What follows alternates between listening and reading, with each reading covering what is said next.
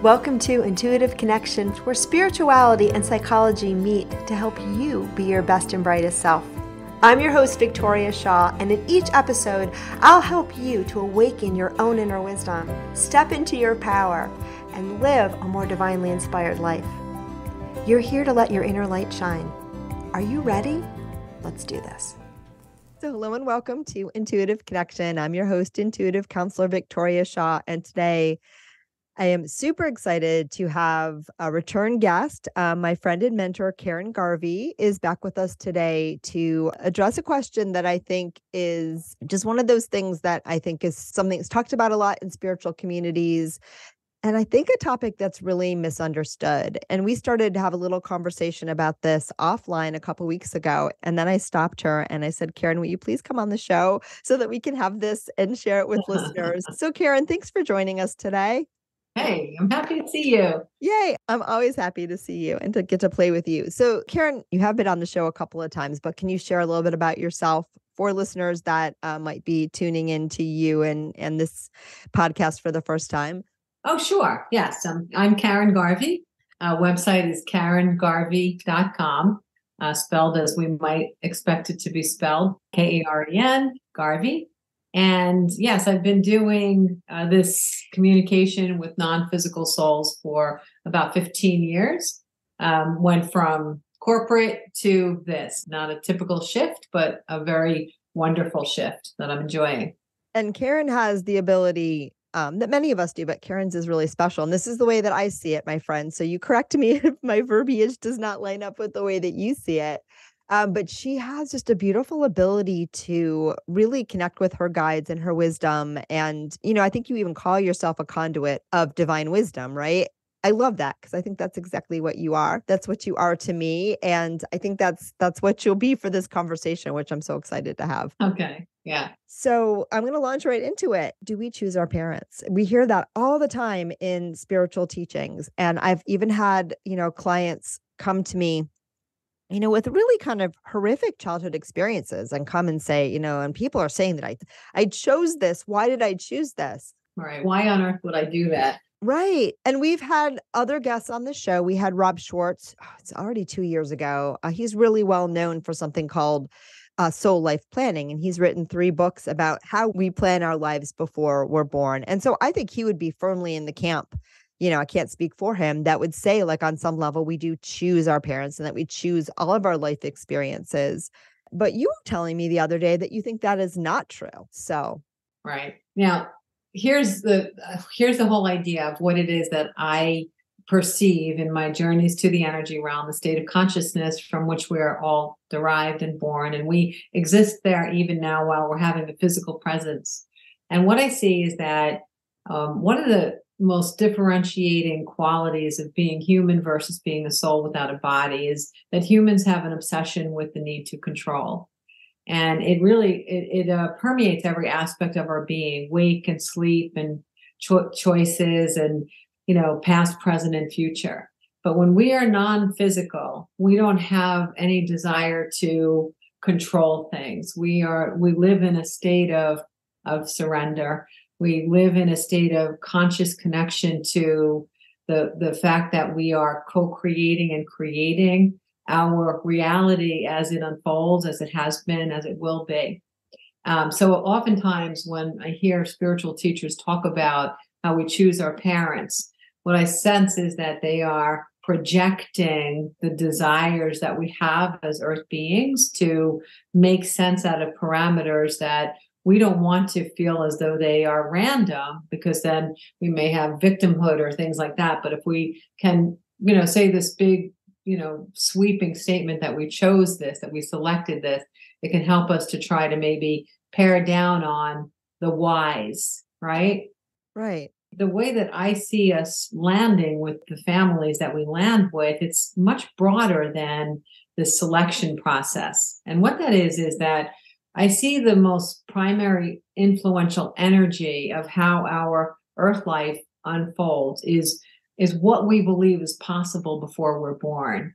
So I really like the word quest, because a quest It can be singular, but it's multidimensional, truly multidimensional. And we're altruistic and we're optimistic and we, believe in ourselves. And no matter how many times we didn't hit our goal sheet on an earthly life in the past, this is going to be the one. And no matter if there's 8 billion people on the planet that aren't meeting those goal lists, we're like, I'm going to do it. So when we leap, we trust, we really trust that quest that we're putting forth is doable and that we will do it.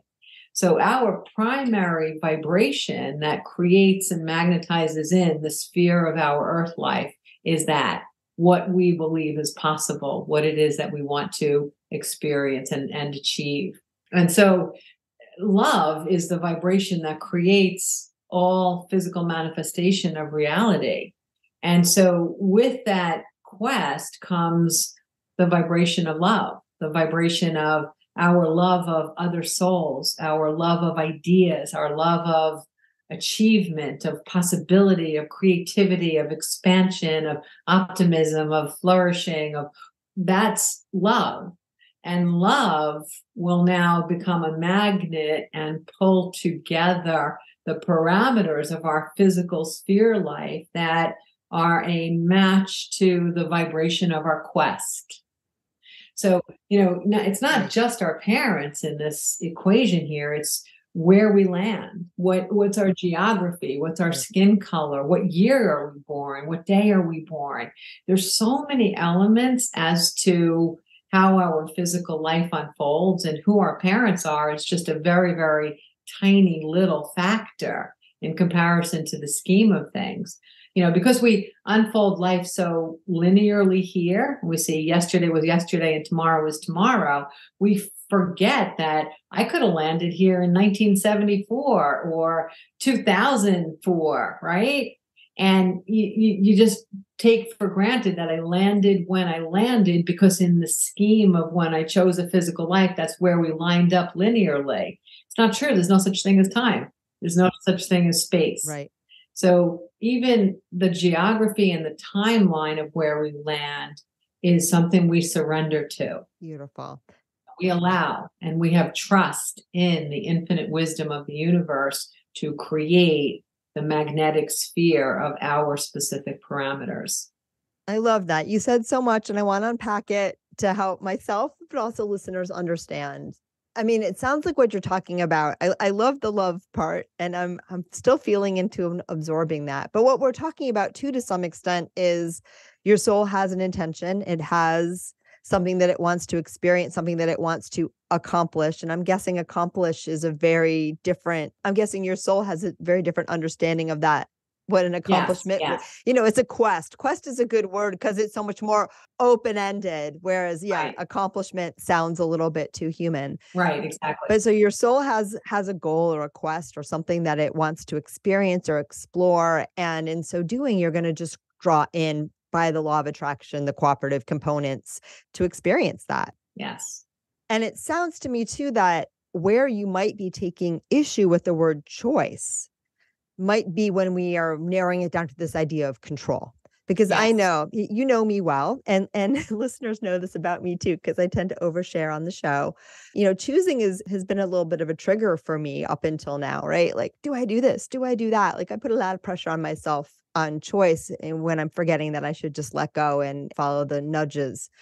So I see how those two things would go together. And what's popping into my brain right now, but tell me if I'm getting us off course, is for a lot of people, that idea of choice and then control can actually feel bad, that you're like, I chose this, I did something wrong, I made a mistake. Yes. Yeah. And interestingly, even if what you're viewing your life as, I had optimal parents and I had the optimal experience, sometimes that doesn't even feel good. Like, why would I have been gifted that privilege, right?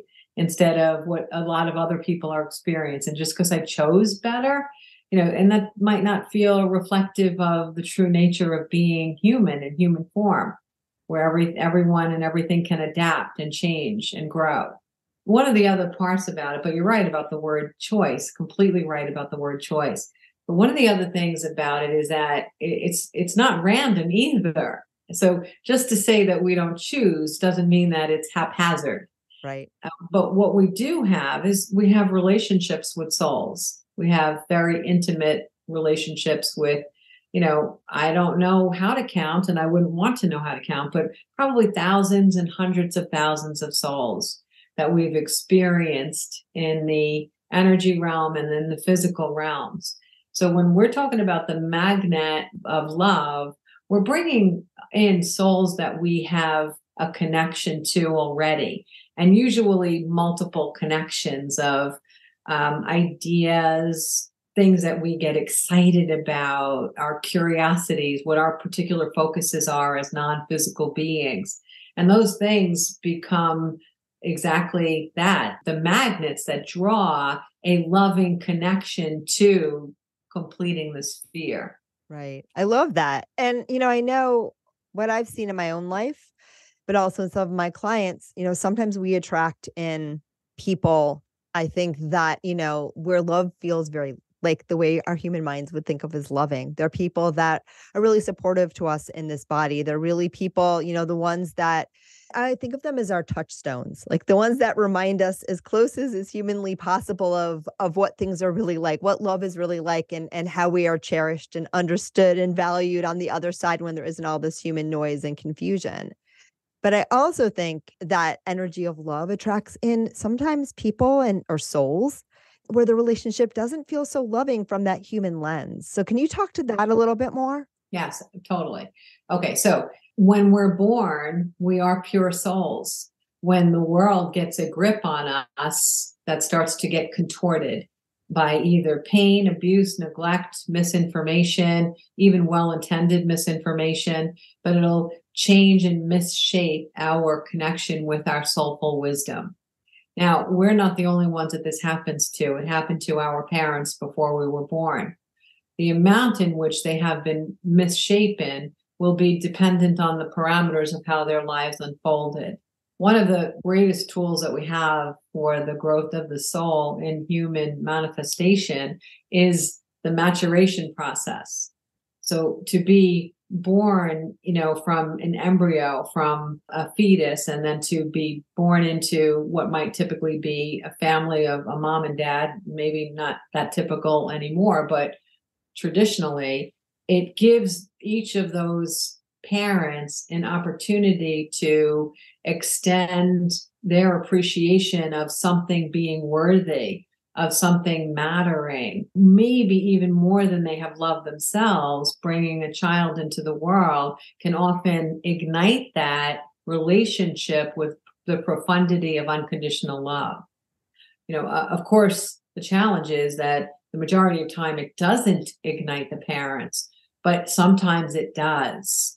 So whatever state of being our parents are when we're born, the potential delight of the whole story is that we could help them to expand. We can help them get rid of their masks and layers. We can help them reframe their past pain and their story. And they can boldly say, this is the meaning of life. And I will no longer stay in this sense of agony that I've been living in. I'm going to expand into saying life is wonderful. Life is great. And I'm going to make it a wonderful place for this child.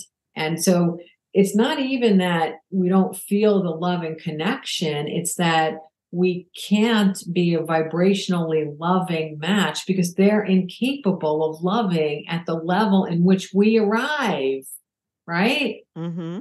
The pure state that we're born, they can't meet us at that pure state. Yeah. So hopefully we can get them a little bit back, but more than likely they're going to bring us a little down. Okay. But we recognize as souls that we keep trying and trying and trying. It is possible. And sometimes it happens. Sometimes the process happens. That's huge. You're making me think of so many things at once. I remember my own experience becoming a parent and seeing my daughter, my first child, born, and feeling like, oh my God, the most overwhelming sense of love that I didn't even know it was possible to love something that much. It was like mind blowing. I remember it changed my understanding of everything. Yeah, something that's like things line up differently. Yeah. And again, if you haven't had that experience, that's okay too.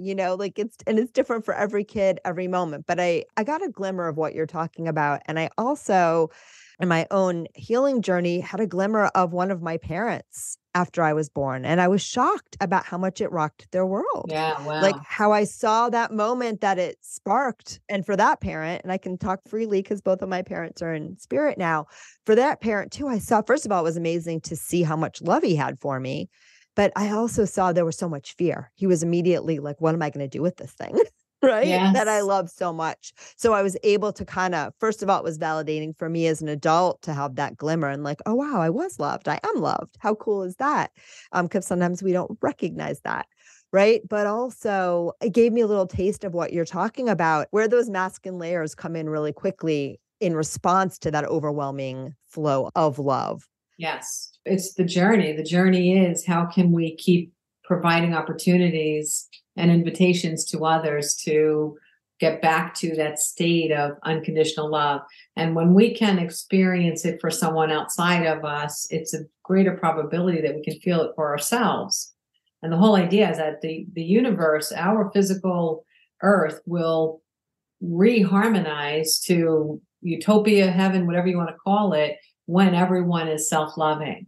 When we have unconditional love for ourselves, we are no longer living in a state of contention or needing to live in the ego where we win or prove or destroy.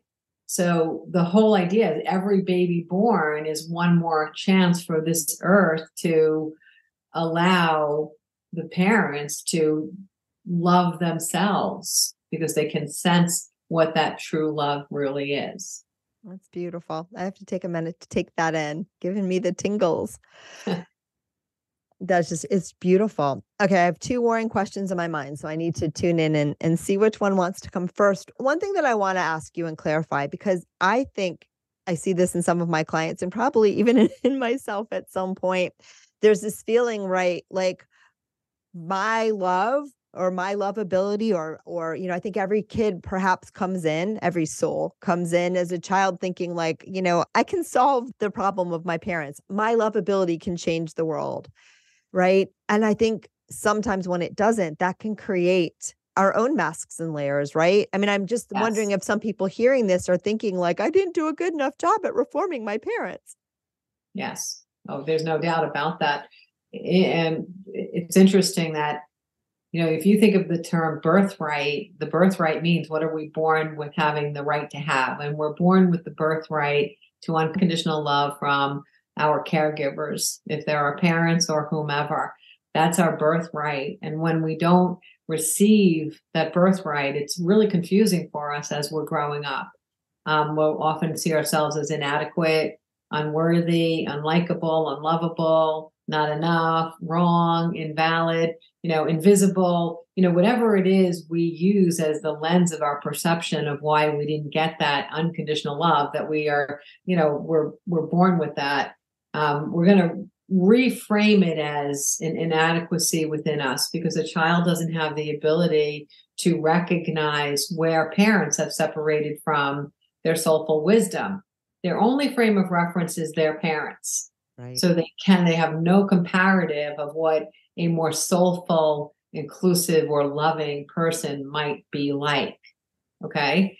So the only place to turn the finger is to oneself. We still will live with this idea that our parents are in some form of perfection until we start to realize that they're not. Right. And that's so well put. We often say in the psych biz that, kids up to a certain age are just naturally egocentric and they think everything's about them. But you just said it so beautifully and explained it so well why that would be. Yeah. So thank you for that. You're welcome. And I think that there are some people too that carry over into their lives, like, because I tend to attract a lot of overgivers into my client base and into my people that follow the things that I do, where there's a lot of us that feel like, it's my mission and purpose in the world to love people until they see how lovable they are.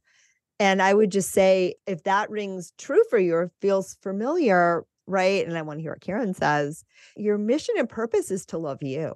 is to love you and to let other people be exactly how they are and understand wherever someone is not showing you perfect unconditional love, it's just their humanness acting up because you Yes. are perfectly unconditionally lovable. Yes. Yes. And I love you all. Yeah. I have nothing to add to that. That was wonderfully said. No doubt. All right. I want to get back to this aspect of choice because I think, when we first started having this conversation off of the mic, I was thinking some of it's verbiage, some of it's just how you're using the word. And, years ago, I did an episode on Did I Choose This? And I don't know if I still feel the same way that I did then, but I want to put it out there. First of all, my guides have always told me if something is happening for you and then now you've agreed to it, they're very clear on that. So you may have a different approach, but they always tell me if something is happening now, on some level, you agreed to it. If you didn't agree to it, it wouldn't be happening. And for me, that's very empowering because it gives me a deeper level of trust in life. It lets me know I've agreed to this. I'm here. It's happening and it's okay. But we also get this idea, you chose this path. And I think that's where it gets real sticky because I think a lot of times when we think chose, we think ego chose. Right. So I did this whole episode. And again, I want to get it out there and then I want to hear what you think.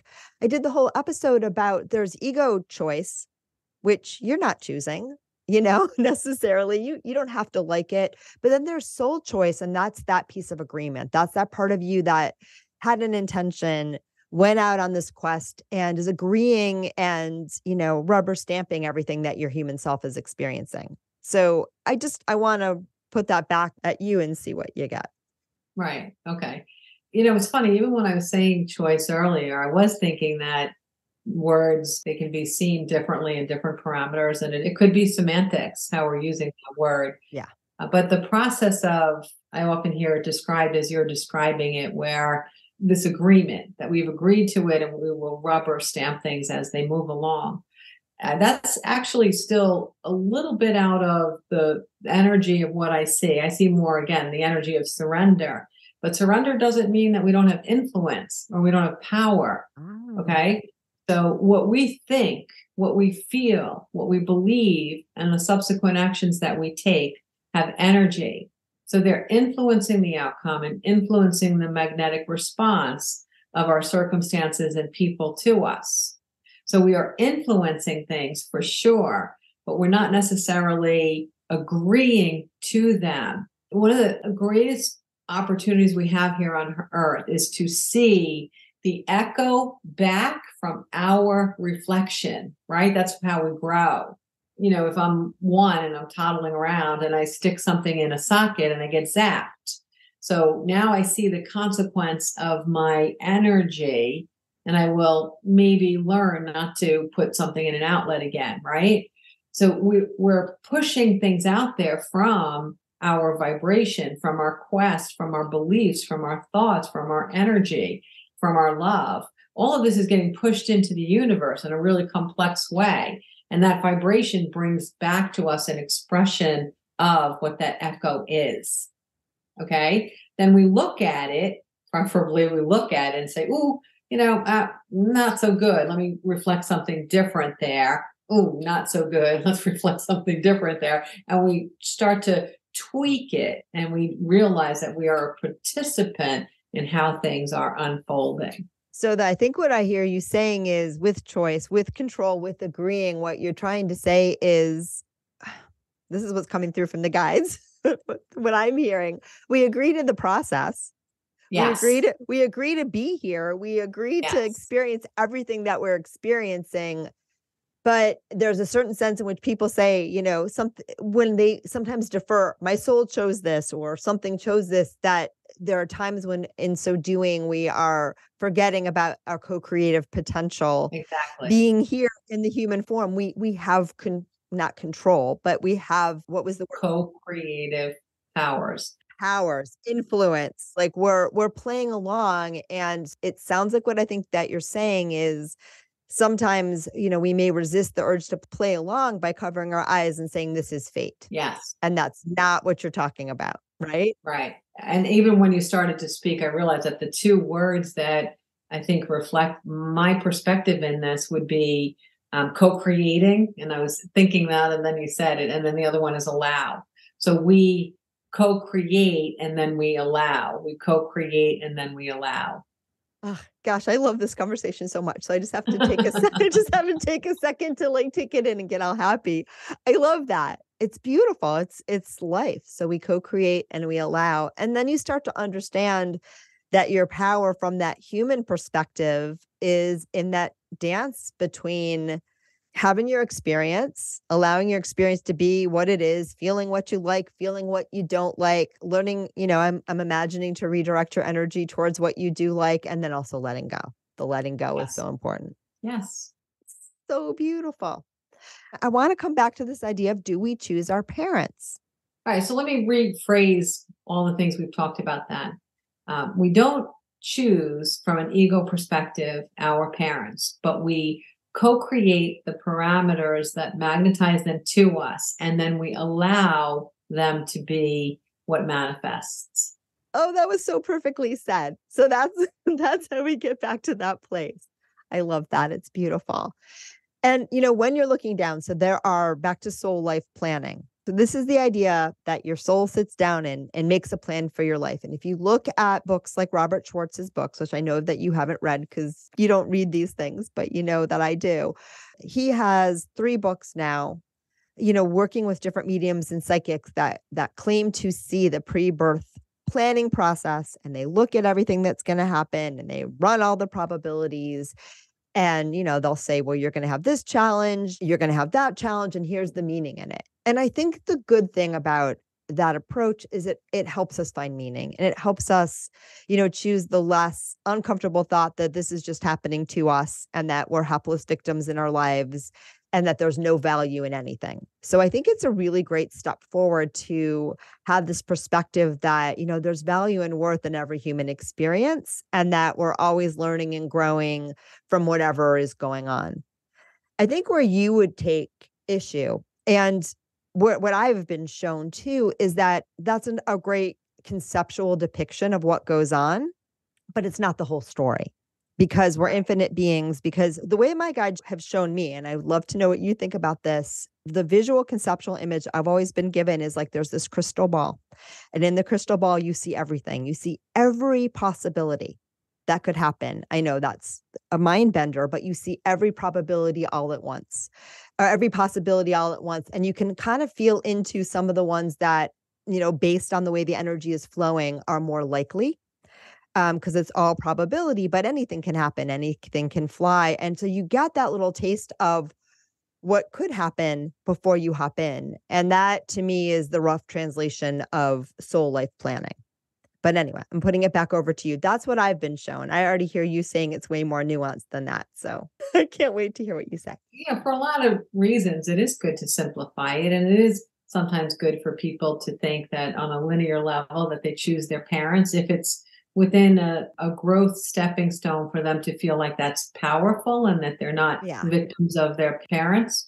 But it then becomes a limit, and expanding beyond that linear quote unquote choice is how we get to see how we're interplaying with all people, all experiences, all matter. And the true growth of the soul comes from taking it out of that linear perspective and looking at it from that whole holistic perspective.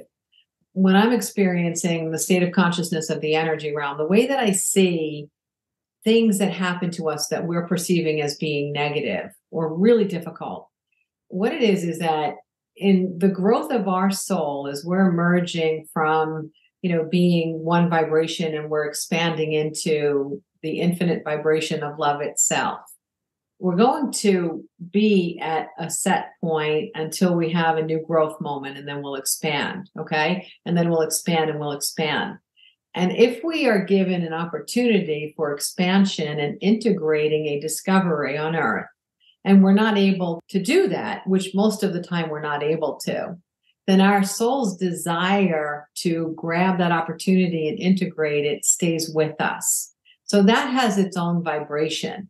Okay. So, for example, if I were to have just had a previous life and I were to have, killed farm animals as a way to survive, right? But if I, during that earth life, didn't want to kill the animals and felt bent toward wanting to survive off plants, yet I killed the animals anyway, because that's what the expectation was of my community and my family, then I might not have been able to expand and integrate what the power of my choice might have been, or how I could adapt into a different possibility. So in this earth life, I may have been born with an aversion for meat that's, completely incongruent with the family I'm raised in.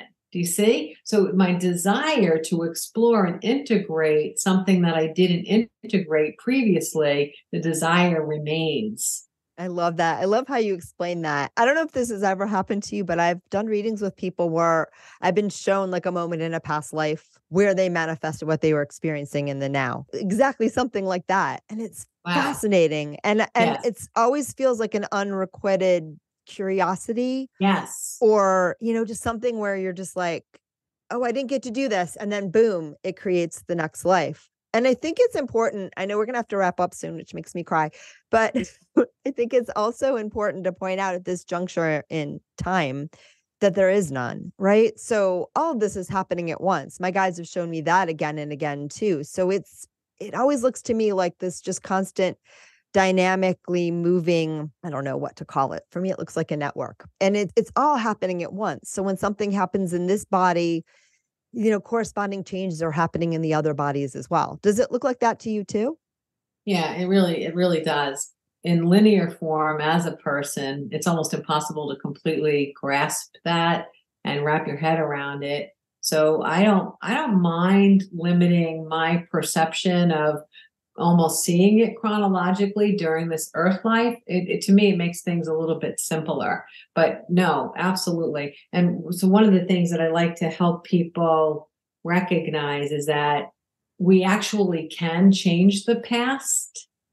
So does that mean that, Lincoln didn't get assassinated? No, we can't. We don't change the physical parameters of it, but we reframe the understanding of the impetus before it, and we reframe the aftermath so that the vibration that we're bringing into the present projects a future that's more favorably intended. Okay. And that's how we change the past. So time is malleable, not necessarily in the way that we may want it to be malleable, but it certainly is. Right. Well, I think it's around the perceptions that we have, right? And the stories that we tell ourselves about what's happening. Yes. Yeah. It's beautiful. All right. I could talk to you all day. But someone once planted the seed that my listeners prefer 45-minute episodes to ones that are 2 hours long. So, all right. So we got it. I'll be back. Oh, well, we know that. We know that. So as wrapping up, I know I feel like a broken record. What would you tell someone who said, all right, do I choose my parents? What does it mean to me? How did I get myself into this situation? And what am I going to do about it? Okay. You altruistically intended to make a contribution here on this earth, and the infinite wisdom of the universe provided you with your set of parents, which would encourage the greatest qualities and strengths that are within you to emerge. I love that. What I would add too, which I'm hearing from the guides, they might be your guides, Karen, I don't know. But what I'm hearing, what they're saying is that this earth journey is around reaffirming your own lovability. And, we all find different paths, different tools, different flavors to experience that. But the guides are saying if we remember that, that is the biggest takeaway that Karen has shared with us today. Yay, that sounds awesome. Yay. I'm glad I just shut up and listened. Sometimes it goes better that way. Oh, you're tuned in. You're definitely tuned in. Oh, thank you. So, Karen, this has been so much fun. I think there's going to be a lot of questions. I bet you there's going to be a lot of follow-up questions. So I might try to grab her back for the Facebook group when the time comes. But we got to wrap up now. I ask everyone on the show the first time how they experienced their intuition. But I'm not going to ask you that again. But I am going to ask you as the wrap-up question, what is your biggest piece of advice for people that are ready and willing to deepen their own intuitive knowing based on your experience? it comes back to the same thing over and over again. If you want to paint something on a canvas, the canvas, you want to have it be clear first before you start painting. If you're painting on someone else's muddy canvas, you're never going to have clear, bright light or a reflection of what you would like it to look like. So the way to clear the canvas for creating your own reality is really to do those things that help you quiet your mind and rest your left brain on a regular basis, just the way you would value how you eat or drinking water or sleeping. All right. I'm going to take that one away with me today, even though I use my intuition on a regular basis professionally and all that. I certainly do. Thank you. I need to rest my left brain today. And thank you for giving me this 45 minutes to do that. Karen, this has been so much fun. I'm so lucky to get to do what I do and get to play with amazing people like you. If people want to find you, learn more about your amazing work, your amazing teachings, work with you, tell us again what that looks like and where to find you. Okay, sure. You can email me, Karen@KarenGarvey.com. My website is KarenGarvey.com. I also have a website, HappyIn90.com, which is how I took everything that allowed me to expand from unhappy to happy and put it in a 90-day opportunity for you to look at and to, become a happier person. Beautifulness. All right, Karen, thank you again for being my guest. I can't tell you how much I enjoyed this conversation. I already did, but I can't even. That would take another 45 minutes. And I want to thank everyone, as always, for tuning in, because if you guys aren't listening, then I would have to have these conversations with Karen, not in front of the microphone. And then, I might forget to have them. So thank you guys all for tuning in. I hope you guys enjoyed this as much as I know that we did. Thank you all for tuning in, and namaste. Thank you so much for joining us today. I hope that you found joy, strength, inspiration, and clarity from today's episode. If you'd like to learn more and connect with an amazing group of like-minded souls, please join us over on Facebook in the Intuitive Connection Community Facebook group, where we explore these topics in deeper detail, have additional live teachings, and host Facebook Lives with our amazing guests. I hope to see you there. And of course, if you want to learn more about me or the work that I do, please check out my webpage, VictoriaShawIntuitive.com. Thank you so much again, and namaste.